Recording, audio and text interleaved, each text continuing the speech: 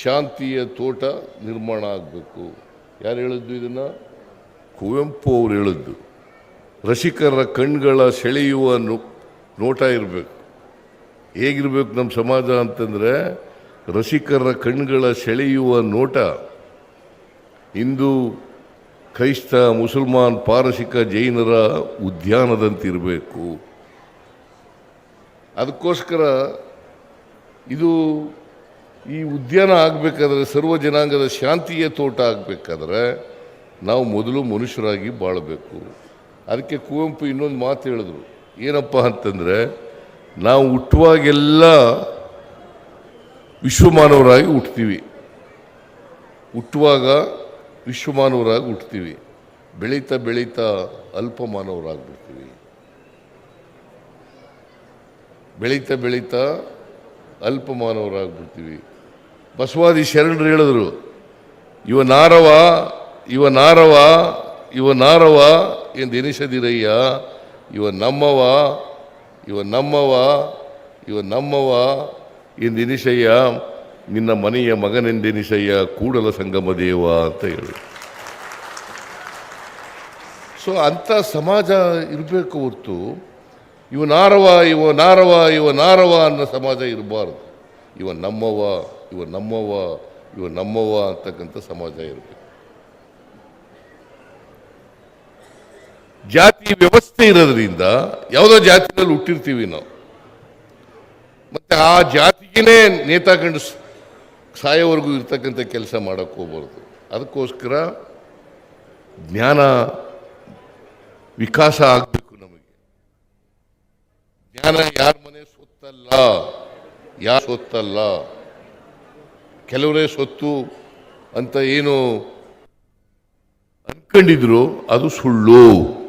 ಹಾಗಿದ್ರೆ ಬಾಬಾ ಸಾಹೇಬ್ ಅಂಬೇಡ್ಕರ್ ಅವರು ದೊಡ್ಡ ಮೇಧಾವಿ ಆಗ್ಲಿಕ್ಕೆ ಸಾಧ್ಯನೇ ಆಯ್ತಿರ್ಲಿಲ್ಲ.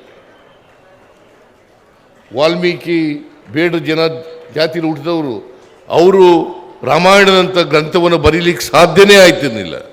ವ್ಯಾಸ ಬೆಸ್ತರ ಜಾತಿಲಿ ಹುಟ್ಟಿದವನು, ಅವನು ಮಹಾಭಾರತ ಬರೀಲಿಕ್ಕೆ ಸಾಧ್ಯನೇ ಆಯ್ತಿರ್ಲಿಲ್ಲ. ಅದರಿಂದ ಯಾವ ಜಾತಿಲಿ ಹುಟ್ಟಿದ್ದೀವಿ ಅನ್ನೋದ್ರ ಮೇಲೆ ಶ್ರೇಷ್ಠತೆ ನಿಗದಿ ಆಗಲ್ಲ. ಶ್ರೇಷ್ಠತೆ ಯಾವಾಗ ನಿಗದಿ ಆಗ್ತದೆ ಅಂತಂದರೆ, ನಾವು ಮನುಷ್ಯರಾಗಿ ನಡ್ಕೊಂಡಾಗ ಮಾತ್ರ ಶ್ರೇಷ್ಠತೆ ನಿಗದಿಕ್ಕೆ ಸಾಧ್ಯ ಆಗ್ತದೆ. ಮನುಷ್ಯರಾದಾಗ ಮಾತ್ರ ಶ್ರೇಷ್ಠತೆ, ಇಲ್ಲದೆ ಹೋದರೆ ಶ್ರೇಷ್ಠತೆ ಬರೋದಿಲ್ಲ. ಅದಕ್ಕೋಸ್ಕರ ನಾವೆಲ್ಲರೂ ಕೂಡ ಮನುಷ್ಯರಾಗಿ ಬಾಳ್ತಕ್ಕಂಥ ಕೆಲಸವನ್ನು ಕಲಿಬೇಕು. ಇಷ್ಟು ವರ್ಷಗಳಾದರೂ ಕೂಡ ಬಸವಣ್ಣವರು ಹೇಳಿದ್ರು, ಬುದ್ಧ ಹೇಳಿದ್ರು, ಅಂಬೇಡ್ಕರ್ ಹೇಳಿದ್ರು, ಮಹಾತ್ಮ ಗಾಂಧೀಜಿ ಹೇಳಿದ್ರು. ಇನ್ನೂ ಕೂಡ ನಮ್ಮ ಸಮಾಜದಲ್ಲಿ ಬದಲಾವಣೆಯನ್ನು ತರಲಿಕ್ಕೆ ಸಾಧ್ಯ ಆಗಲ್ಲ, ಸಾಧ್ಯ ಆಗಿಲ್ಲ. ಇವತ್ತಿಗೂ ಕೂಡ ಮೇಲ್ವರ್ಗ, ಕೆಳವರ್ಗ, ಶ್ರೀಮಂತರು, ಬಡವರು ಇವೆಲ್ಲ ಇದ್ದಾವೆ. ಈ ಅಸಮಾನತೆ ನಿವಾರಣೆ ಆಗದೇನೆ ಎಲ್ಲರಿಗೂ ಸಮಾನವಾದಂಥ ಅವಕಾಶಗಳನ್ನು ಕಲ್ಪಿಸ್ಕೊಡದೆ ಹೋದರೆ ಸಮಾಜದಲ್ಲಿ ಸಮಾನತೆ ಬರಲಿಕ್ಕೆ ಸಾಧ್ಯ ಆಗಲ್ಲ. ಇದನ್ನು ನಾವು ಸ್ಪಷ್ಟವಾಗಿ ತಿಳ್ಕೋಬೇಕಾಗ್ತದೆ. ಅದಕ್ಕೋಸ್ಕರ ಮಹಾತ್ಮ ಅಂಬೇಡ್ಕರ್ ಅವರು ಒಂದು ಮಾತು ಹೇಳಿದ್ರು. ಏನಪ್ಪ ಹೇಳಿದ್ರು ಅಂತಂದರೆ, ನಮ್ಮ ದೇಶಕ್ಕೆ ಸ್ವಾತಂತ್ರ್ಯ ಬಂದಿದೆ, ದೇಶಕ್ಕೆ ಸ್ವಾತಂತ್ರ್ಯ ಬಂದಿದೆ, ಬರೀ ಓಟ್ ಆಗ್ತಕ್ಕಂಥ ಸ್ವಾತಂತ್ರ್ಯ ಇದ್ದರೆ ಸಾಲದು, ಅದು ದೇಶಕ್ಕೆ ಸ್ವಾತಂತ್ರ್ಯ ಬಂದದಕ್ಕೆ ಸಾರ್ಥಕತೆ ಆಗಲ್ಲ. ಈ ದೇಶಕ್ಕೆ ಸ್ವಾತಂತ್ರ್ಯ ಬಂದದ್ದು ಸಾರ್ಥಕ ಆಗಬೇಕಾದ್ರೆ ಪ್ರತಿಯೊಬ್ಬರಿಗೂ ಕೂಡ ಆರ್ಥಿಕ ಸಾಮಾಜಿಕ ಶಕ್ತಿ ಬಂದಾಗ ಮಾತ್ರ ನಮ್ಮ ದೇಶಕ್ಕೆ ಸ್ವಾತಂತ್ರ್ಯ ಬಂದದಕ್ಕೆ ಸಾರ್ಥಕ ಆಗ್ತದೆ ಅಂತಕ್ಕಂಥದ್ದನ್ನು ತಿಳ್ಕೋಬೇಕಾಗ್ತದೆ. ಇಲ್ಲದ್ರೆ ಸಾರ್ಥಕ ಆಗೋದಿಲ್ಲ. ಅದಾಗಬೇಕಾದ್ರೆ ಈ ದೇಶದ ಸಂಪತ್ತಿದೆಯಲ್ಲ, ಅದು ಕೆಲವೇ ಜನರ ಕೈನಲ್ಲಿ ಇರಬಾರ್ದು, ಅದು ಹಂಚಿಕೆ ಆಗಬೇಕು. ಅಧಿಕಾರ ಕೆಲವೇ ಜನರ ಕೈನಲ್ಲಿ ಇರಬಾರ್ದು, ಅದು ಎಲ್ರಿಗೂ ಹಂಚಿಕೆ ಆಗಬೇಕು. ಅದಕ್ಕೆ ಅಂಬೇಡ್ಕರ್ ಅವರು ಇನ್ನೊಂದು ಮಾತು ಹೇಳಿದ್ರು, ಅಧಿಕಾರ ಮತ್ತು ಸಂಪತ್ತು ಬಲಾಢ್ಯರ ಕೈನಲ್ಲಿ ಇದ್ದರೆ ಆ ದೇಶದಲ್ಲಿ ಆ ಸಮಾಜದಲ್ಲಿ ಬದಲಾವಣೆ ಆಗಲಿಕ್ಕೆ ಸಾಧ್ಯ ಆಗಲ್ಲ. ಬಲಾಢ್ಯರ ಕೈನಲ್ಲಿ ಅಧಿಕಾರ ಮತ್ತು ಸಂಪತ್ತು ಎರಡೂ ಇರಬಾರ್ದು. ಅದು ಎಲ್ರಿಗೂ ಹಂಚಿಕೆ ಆಗಬೇಕು. ಅದಕ್ಕೆ ಬಸವಾದಿ ಶರಣರು ಅನುಭವ ಮಂಟಪ ಮಾಡಿದ್ರು. ಈಗೆಲ್ಲ ಇಲ್ಲಿ ಕೂತಿದ್ದೀವಲ್ಲ, ಎಲ್ಲ ಜಾತಿಯವರು ಕೂತಿದ್ದೀವಿ. ಈಗ ಇಲ್ಲಿ ಕ್ರಿಶ್ಚಿಯನ್ರು ಇದ್ದಾರೆ, ಒಕ್ಕಲಿಗರು ಇದ್ದಾರೆ. ಇವರು ನೀವು ಒಕ್ಕಲಿಗರಲ್ವಾ?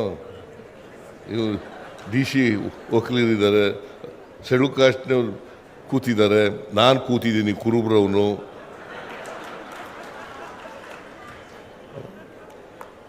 ಅಲ್ಲಿ ಚಂದ್ರಮೌಳಿ ಕೂತಿದ್ದಾರೆ, ಅಲ್ಲಂ ವೀರಭದ್ರಪ್ಪ ಕೂತಿದ್ದಾರೆ, ಲಿಂಗಾಯತರು. ಈ ಥರ ಸಮಾಜದಲ್ಲಿ ಎಲ್ಲರೂ ಕೂತ್ಕೊಳ್ತಕ್ಕಂಥ ವ್ಯವಸ್ಥೆ ಆಗಬೇಕು. ಸಮಾಜ ವರ್ಟಿಕಲ್ ಆಗಿರಬಾರ್ದು, ಆರಿಜಾಂಟಲ್ ಆಗಿರಬೇಕು. ಸಮಾಜ ವರ್ಟಿಕಲ್ ಆಗಿರಬಾರ್ದು, ಒಬ್ಬರ ಮೇಲೊಬ್ಬರು ಒಬ್ಬರ ಮೇಲೊಬ್ಬರು ಒಬ್ಬರ ಮೇಲೊಬ್ಬರು. ಆ ಮೇಲ್ಗಡೆ ಇರೋನು ನಾ ಎಲ್ರಿಗಿಂತ ಶ್ರೇಷ್ಠ ಅನ್ನೋದು, ಆ ಕೆಳಗಡೆ ಇರೋನು ಎಲ್ರಿಗಿಂತ ಕನಿಷ್ಠ ಅಂತ ಅನ್ನೋದು. ಇದೇನು ಇದು ಮನುಷ್ಯತ್ವನ? ಇದು ಬದಲಾವಣೆ ಆಗಬೇಕು. ಅದಕ್ಕೋಸ್ಕರನೇ ಪರಮೇಶ್ವರ್ ಹೇಳಿದ್ರಲ್ಲ, ಶಿಕ್ಷಣ ಎಲ್ರಿಗೂ ಸಿಕ್ಕಬೇಕು, ಎಲ್ರಿಗೂ ಶಿಕ್ಷಣ ಸಿಗಬೇಕು. ಅದನ್ನು ಇಂದಿನ ಸ್ವಾಮೀಜಿಯವರು, ಇವ್ರಿಗಿಂತ ಹಿಂದೆ ಇದ್ದಂಥವ್ರು ಇಂಥವ್ರು ರಾಜೇಂದ್ರ ಸ್ವಾಮೀಜಿಯವರು, ರಾಜೇಂದ್ರ ಮಹಾಸ್ವಾಮಿಗಳು, ಅವರು ಹಳ್ಳಿಗಾಡಿನಲ್ಲಿ ಶಿಕ್ಷಣವನ್ನು ಶಾಲೆಗಳನ್ನು ತೆಗೆದು ಹಳ್ಳಿಗಾಡಿನ ಮಕ್ಕಳಿಗೆ ಶಿಕ್ಷಣ ಕೊಡ್ತಕ್ಕಂಥ ಪ್ರಯತ್ನವನ್ನು ಪ್ರಾರಂಭ ಮಾಡಿದ್ರು. ಶಿಕ್ಷಣ ಸಿಕ್ಕದೆ ಹೋದರೆ ಬದಲಾವಣೆ ಆಗಲಿಕ್ಕೆ ಸಾಧ್ಯ ಆಗಲ್ಲ. ಈಗ ನನಗೆ ಶಿಕ್ಷಣ ಸಿಕ್ಕದೆ ಹೋಗಿದ್ರೆ ನಾ ಚೀಫ್ ಮಿನಿಸ್ಟರ್ ಆಗೋಕ್ಕೆ ಸಾಧ್ಯ ಆಯ್ತಿತ್ತಾ? ಸಾಧ್ಯ ಆಯ್ತಿರಲಿಲ್ಲ. ನಾನು 2 ಸಾರಿ ಚೀಫ್ ಮಿನಿಸ್ಟರ್ ಆಗಬೇಕಾದ್ರೆ, ಒಂದು ನಮ್ಮ ಸಂವಿಧಾನ ಕಾರಣ, ಎರಡನೇದು ನನಗೆ ಶಿಕ್ಷಣ ಸಿಕ್ಕದ್ರಿಂದ ಕಾರಣ ಆಯಿತು. ಸಂವಿಧಾನ ನಮ್ಮೆಲ್ಲರಿಗೂ ರಕ್ಷಣೆಯನ್ನು ಕೊಡ್ತದೆ. ಆ ಸಂವಿಧಾನ ಬದಲಾವಣೆ ಮಾಡಬೇಕು ಅಂತ ಪ್ರಯತ್ನವೂ ಕೂಡ ನಡೀತದೆ. ಯಾಕಂದರೆ ಪಟ್ಟಭದ್ರ ಹಿತಾಸಕ್ತರು ಇದ್ದಾರಲ್ಲ, ಯಾವಾಗಲೂ ಕೂಡ ಇರ್ತಾರೆ. ಈಗಲೂ ಇದ್ದಾರೆ, ಹಿಂದೆನೂ ಇದ್ದಾರೆ, ಮುಂದೇನೂ ಇರ್ತಾರೆ. ಅದಕ್ಕೋಸ್ಕರ ಬಸವಾದಿ ಶರಣರ ವಚನಗಳಿದ್ದಾವಲ್ಲ, ಅವು ಎಲ್ಲ ಕಾಲಕ್ಕೂ ಕೂಡ ಸಲ್ತಕ್ಕಂಥವು. ಈಗಲೂ ಸಲ್ತವೆ, ಹಿಂದೆನೂ ಸಲ್ತಿದ್ದೋ, ಮುಂದೇನೂ ಸಲ್ತವೆ. ಬಸವಾದಿ ಶರಣರು ಎಂಥ ಸಮಾಜ ನಿರ್ಮಾಣ ಆಗಬೇಕು ಅಂತಂದರೆ, ಯಾವುದೇ ಜಾತಿ ಇರಬಾರ್ದು. ಯಾಕಂದರೆ ನಮ್ಮ ಜಾತಿ ಇದೆಯಲ್ಲ ಭಾಳ ಗಟ್ಟಿಯಾಗ್ಬಿಟ್ಟದೆ. ಇದಕ್ಕೆ ಚಲನೆ ಇಲ್ಲ, ಚಲನರಹಿತವಾದಂಥ ಸಮಾಜ ನಮ್ಮದು. ಚಲನೆ ಯಾವ ಸಮಾಜಕ್ಕೆ ಇರೋದಿಲ್ಲ, ಆ ಸಮಾಜದಲ್ಲಿ ಬದಲಾವಣೆ ಆಗಲಿಕ್ಕೆ ಸಾಧ್ಯ ಆಗಲ್ಲ. ಚಲನೆ ಸಿಕ್ಕಬೇಕಾದ್ರೆ ಒಂದು ಸಾಮಾಜಿಕ ಆರ್ಥಿಕ ಶಕ್ತಿ ಬಂದಾಗ ಮಾತ್ರ ಚಲನೆ ಸಿಕ್ಕಲಿಕ್ಕೆ ಸಾಧ್ಯ ಆಗ್ತದೆ. ಆರ್ಥಿಕ ಸಾಮಾಜಿಕ ಶಕ್ತಿ ಬಂದಾಗ ಮಾತ್ರ ಚಲನೆ ಸಿಕ್ಕಲಿಕ್ಕೆ ಸಾಧ್ಯ ಆಗ್ತದೆ. ಈ ಚಲನೆ ವಿದ್ಯೆ ಶಿಕ್ಷಣದಿಂದ ಮಾತ್ರ ಪಡೀಲಿಕ್ಕೆ ಸಾಧ್ಯ. ಅಲ್ಲ, ನೀವು ನೋಡಿ ನನ್ನ ಕಡೆನೇ ನೋಡ್ತಾ ಇದ್ದೀರಿ, ಸರಿಯಾಗಿದೆಯಾ ಹೇಳೋದು?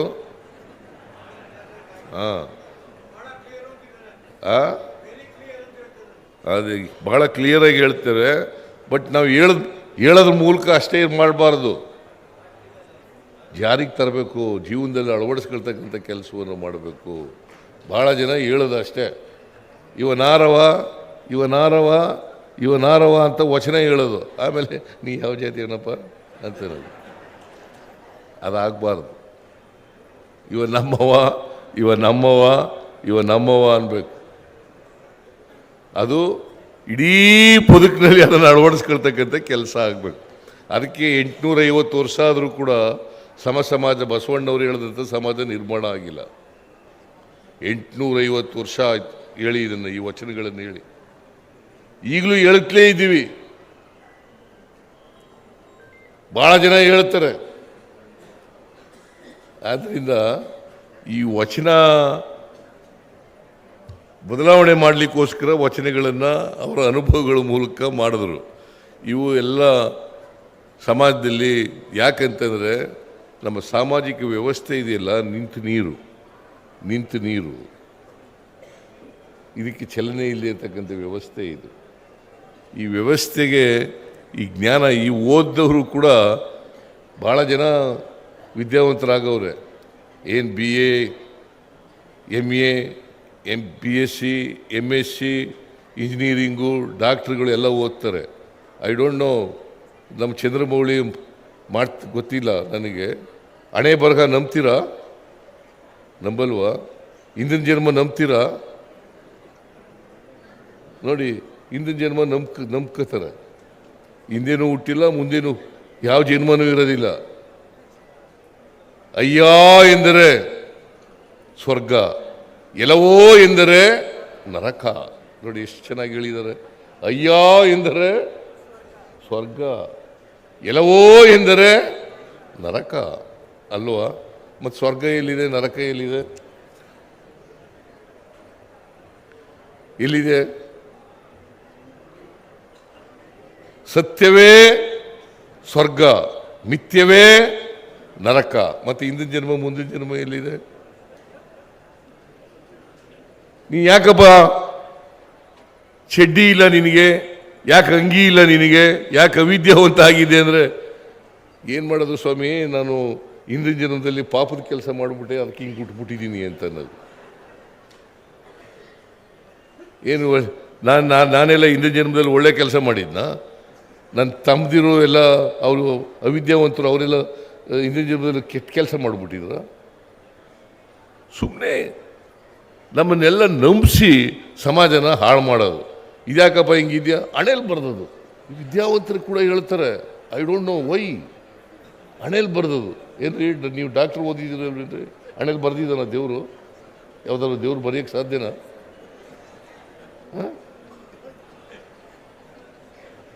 ಹಣೆಯಲ್ಲಿ ಬರೆದು ಬಿಟ್ಟದೆ ಸ್ವಾಮಿ. ಏನು ದೇವರು ಹಿಂಗೆ ಆಗುವಂತ ಬರೆದ್ಬಿಟ್ಟಿದ್ದಾನ ದೇವರು?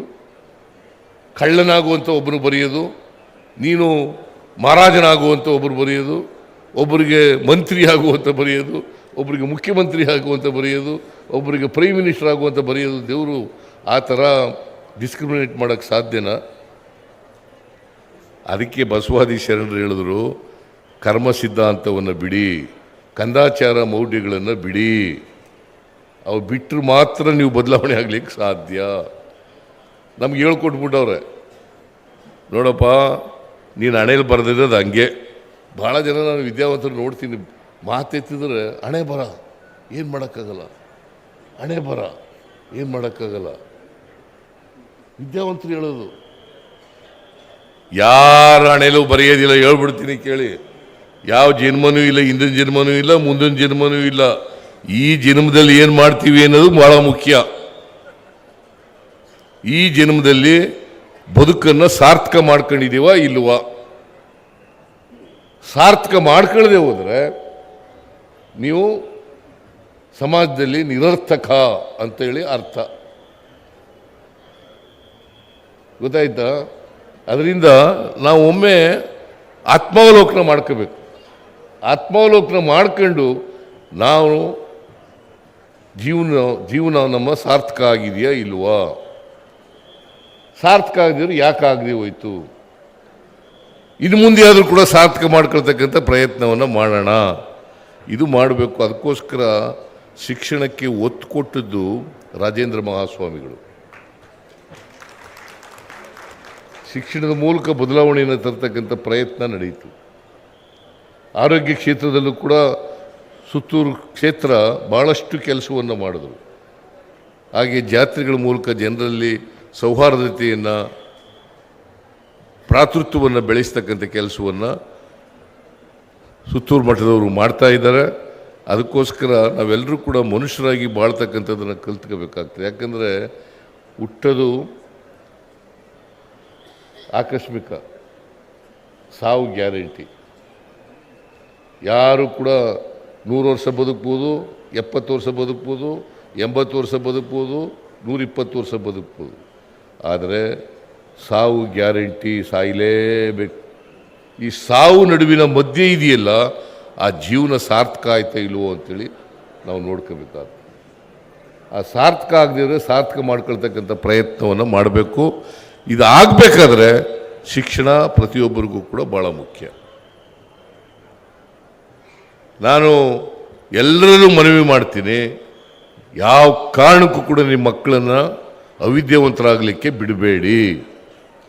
ಮತ್ತು ಶಿಕ್ಷಣ ಅಂತಂದರೆ ಎಂಥ ಶಿಕ್ಷಣ ಸಿಗಬೇಕು ಅಂತಂದರೆ ವೈಚಾರಿಕತೆಯಿಂದ ಕೂಡಿರ್ತಕ್ಕಂಥ ಶಿಕ್ಷಣ ಆಗಬೇಕು, ಕಂದಾಚಾರಗಳಿಂದ ಕೂಡಿರ್ತಕ್ಕಂಥ ಶಿಕ್ಷಣ ಆಗಬಾರ್ದು, ಗೊಡ್ಡು ಸಂಪ್ರದಾಯಗಳಿಂದ ಕೂಡಿರ್ತಕ್ಕಂಥ ಶಿಕ್ಷಣ ಆಗಬಾರ್ದು. ವೈಚಾರಿಕತೆ ಇರಬೇಕು, ವೈಜ್ಞಾನಿಕತೆ ಇರಬೇಕು. ಆ ವೈಚಾರಿಕತೆ ಮತ್ತು ವೈಜ್ಞಾನಿಕತೆ ಇದ್ದಾಗ ಮಾತ್ರ ನೀವು ಮನುಷ್ಯರಾಗಿ ಚಿಂತನೆ ಮಾಡಲಿಕ್ಕೆ ಸಾಧ್ಯ ಆಗ್ತದೆ, ಮಾನವರಾಗಿ ಚಿಂತೆ ಮಾಡಲಿಕ್ಕೆ ಸಾಧ್ಯ ಆಗ್ತದೆ. ಅದರಿಂದ ಮಾನವೀಯ ಮೌಲ್ಯಗಳನ್ನು ಬೆಳೆಸ್ಕೊಳ್ತಕ್ಕಂಥದ್ದಕ್ಕೆ ಇವೆಲ್ಲ ಜಾತ್ರೆಗಳು, ಶಿಕ್ಷಣ ಇವೆಲ್ಲವೂ ಕೂಡ ಸಹಕಾರಿಗಳಾಗ್ತವೆ. ಅಂಥ ಕೆಲಸವನ್ನು ಸುತ್ತೂರು ಮಠದವರು ಮಾಡ್ತಾ ಇದ್ದಾರೆ. ಅವರು ಪ್ರತಿ ವರ್ಷ ಈ ಜಾತ್ರೆಯನ್ನು ಮಾಡಿ ಜನರನಿಗೆ ಧರ್ಮ ಬೋಧನೆ ಅಂತಂದರೆ ಧರ್ಮ ಅನ್ನೋದು ಮನುಷ್ಯರಿಗೋಸ್ಕರ ಇರ್ತಕ್ಕಂಥದ್ದು, ಮನುಷ್ಯರಿಗೋಸ್ಕರ ಇರ್ತಕ್ಕಂಥದ್ದಲ್ಲ, ಧರ್ಮ ನಮಗೋಸ್ಕರ ಇರ್ತಕ್ಕಂಥದ್ದು. ಧರ್ಮಕ್ಕೋಸ್ಕರ ನಾವಿಲ್ಲ, ಧರ್ಮ ನಮಗೋಸ್ಕರ ಇರ್ತಕ್ಕಂಥದ್ದು, ನಾವು ಧರ್ಮಕ್ಕೋಸ್ಕರ ಇಲ್ಲ. ಅದರಿಂದ ಧರ್ಮ ಅಂತಂದರೆ ವೇ ಆಫ್ ಲೈಫ್. ಅದಕ್ಕೆ ಬಸವಾದಿ ಶರಣರು ಭಾಳ ಸುಲಭವಾಗಿ ಧರ್ಮ ಅರ್ಥ ಆಗಲಿ ಎಲ್ರಿಗೂ ಅಂತೇಳಿ ದಯೆಯೇ ಧರ್ಮದ ಮೂಲವಯ್ಯ, ದಯೆ ಇಲ್ಲದ ಧರ್ಮವ್ಯಾವುದಯ್ಯ, ದಯೆಯೇ ಧರ್ಮದ ಮೂಲವಯ್ಯ, ದಯೆ ಇಲ್ಲದ ಧರ್ಮವ್ಯಾವುದಯ್ಯ ಅಂತ ಹೇಳಿ ಭಾಳ ಸುಲಭವಾಗಿ ಧರ್ಮದ ವಿವರಣೆಯನ್ನು ಕೊಟ್ಟಿದ್ದಾರೆ. ಅದರಿಂದ ಧರ್ಮ ಜಾಗೃತಿ ಅಂತಂದರೆ ಮನುಷ್ಯತ್ವ ಬೆಳೆಸ್ಕೊಳ್ಳೋದು ಅಂತ, ಇನ್ನೊಬ್ಬರ ಬಗ್ಗೆ ಪ್ರೀತಿಯನ್ನು ಬೆಳೆಸ್ಕೊಳ್ಳೋದು ಅಂತ, ಇನ್ನೊಬ್ಬರ ಬಗ್ಗೆ ಗೌರವವನ್ನು ಬೆಳೆಸ್ಕೊಳ್ಳೋದು ಅಂತ, ಅದೇ ಧರ್ಮ. ಇದು ಮಾಡಿದ್ರೆ ಭಾಳಷ್ಟು ಬದಲಾವಣೆಯನ್ನು ತರಲಿಕ್ಕೆ ಸಮಾಜದಲ್ಲಿ ಆಗ್ತದೆ. ಅದಕ್ಕೆ ಬಸವಾದಿ ಶರಣರು ಈ ಸಾಂಸ್ಕೃತಿಕ ವ್ಯವಸ್ಥೆಯಲ್ಲಿ ಸಾಮಾಜಿಕ ವ್ಯವಸ್ಥೆಯ ಬದಲಾವಣೆಗೆ ಪ್ರಯತ್ನ ಮಾಡಿದ್ರಲ್ಲ, ಆರ್ಥಿಕ ವ್ಯವಸ್ಥೆಯನ್ನು ಬದಲಾವಣೆ ಮಾಡಿದ್ರಲ್ಲ, ಅದಕ್ಕೋಸ್ಕರ ನಮ್ಮ ಸರ್ಕಾರ ಬಸವಣ್ಣವರಿಗೆ ವಿಶ್ವಗುರು ಬಸವಣ್ಣ ಸಾಂಸ್ಕೃತಿಕ ನಾಯಕ ಅಂತೇಳಿ ತೀರ್ಮಾನ ಮಾಡಿದೆ. ವಿಶ್ವಗುರು ಬಸವಣ್ಣ ಸಾಂಸ್ಕೃತಿಕ ನಾಯಕ ಹಿಂದೆ ಯಾರು ಮಾಡಿಲ್ಲ. ಅಲ್ಲ ವೀರಭದ್ರಪ್ಪ, ಯಾರು ಮಾಡಿರಲಿಲ್ಲ, ನಾವು ಮಾಡಿರೋದು ಇದನ್ನು. ವಿಶ್ವಗುರು ಬಸವಣ್ಣ ಸಾಂಸ್ಕೃತಿಕ ನಾಯಕ. ಅದಕ್ಕೆ ನಾನು ತೀರ್ಮಾನ ಮಾಡಿದ್ದೀನಿ, ಹಿಂದೆ ಬಸವಣ್ಣವ್ರ ಫೋಟೋನ ಎಲ್ಲ ಸರ್ಕಾರಿ ಕಚೇರಿಗಳಲ್ಲಿ ಇಡಬೇಕು ಅಂತ ಮಾಡಿದ್ದೆ. ಈಗ ಆ ಫೋಟೋಗಳಿಗೆ ಡಿ ಸಿಗಳಿಗೆಲ್ಲ ಬರ್ತದೆ, ಗೊತ್ತಾಯ್ತಾ? ವಿಶ್ವಗುರು ಬಸವಣ್ಣ ಸಾಂಸ್ಕೃತಿಕ ನಾಯಕ ಅಂತ ಬರೆಸ್ತಾ ಇದ್ದೀನಿ, ಎಲ್ಲ ಕಡೆ ಬರಿವಣಿಗೆ ಮಾಡ್ತೀನಿ, ಗೊತ್ತಾಯ್ತಾ? ಬಸವಣ್ಣ ಹೆಸರು ಹೇಳ್ಬಿಟ್ಟು ಪೂಜೆ ಮಾಡಿಬಿಡೋದಲ್ಲ, ಬಸವಣ್ಣ ಹೇಳ್ದಂಥ, ಬಸವಾದಿ ಶರಣರು ಹೇಳ್ದಂಥ ರೀತಿಯಲ್ಲಿ ನಡ್ಕೊಳ್ತಕ್ಕಂಥ ಪ್ರಯತ್ನ ಮಾಡಬೇಕು. ಸುತ್ತೂರು ಮಠದವರು ಈ ಕೆಲಸವನ್ನು ಭಾಳ ವ್ಯವಸ್ಥಿತವಾಗಿ ಮಾಡ್ತಾ ಇದ್ದಾರೆ. ಅವ್ರಿಗೆ ನಮ್ಮ ಸಂಪೂರ್ಣ ಸಹಾಯ, ಸಹಕಾರ, ಬೆಂಬಲ ಎಲ್ಲ ಇರ್ತದೆ ಅಂತಕ್ಕಂಥ ಮಾತುಗಳನ್ನು ಈ ಸಂದರ್ಭದಲ್ಲಿ ಹೇಳಲಿಕ್ಕೆ ಬಯಸ್ತಾ ಇದ್ದೇನೆ. ಆಮೇಲೆ ಈ ನಮ್ಮ ಗೋವಿಂದರಾಜು ಬ್ಯಾಸ್ಕೆಟ್ಬಾಲ್ ಅಸೋಸಿಯೇಷನ್ನ ಪ್ರೆಸಿಡೆಂಟ್ ಆಗಿದ್ದಾರೆ ಅಲ್ಲ, ಪ್ರೆಸಿಡೆಂಟ್ ಸುತ್ತೂರು ಮಠ ಮತ್ತು ಕರ್ನಾಟಕ ಸ್ಟೇಟ್ ಬಾಸ್ಕೆಟ್ಬಾಲ್ ಅಸೋಸಿಯೇಷನ್ನವರು ಜಂಟಿಯಾಗಿ ಸೇರಿ ಇಲ್ಲಿ ಸುತ್ತೂರು ಮಠದಲ್ಲಿ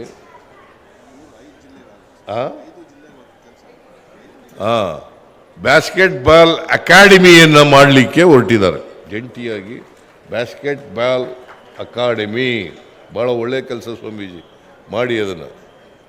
ಅದರಿಂದ ನಾವು ಬರೀ ಜ್ಞಾನ ಬೆಳೆಸ್ಕೊಂಡ್ರಲ್ಲ, ದೈಹಿಕವಾಗಿಯೂ ಕೂಡ ಮಾನಸಿಕವಾಗಿಯೂ ಕೂಡ ಸದೃಢ ಆಗಿರ್ಬೇಕು. ದೈಹಿಕವಾಗಿ ಮಾನಸಿಕವಾಗಿ ಸದೃಢವಾಗಿರಬೇಕು. ಅದು ಏನು ಮಾಡ್ತೀಯ ಮಾಡಪ್ಪ ನೀನು, ನನಗೆ ಗೊತ್ತು.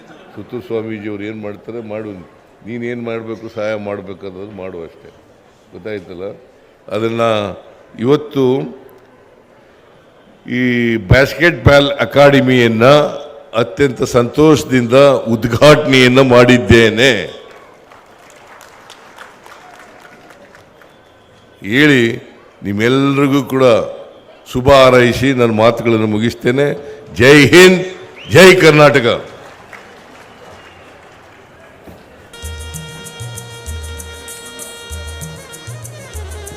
ಸನ್ಮಾನ್ಯ ಮುಖ್ಯಮಂತ್ರಿಗಳ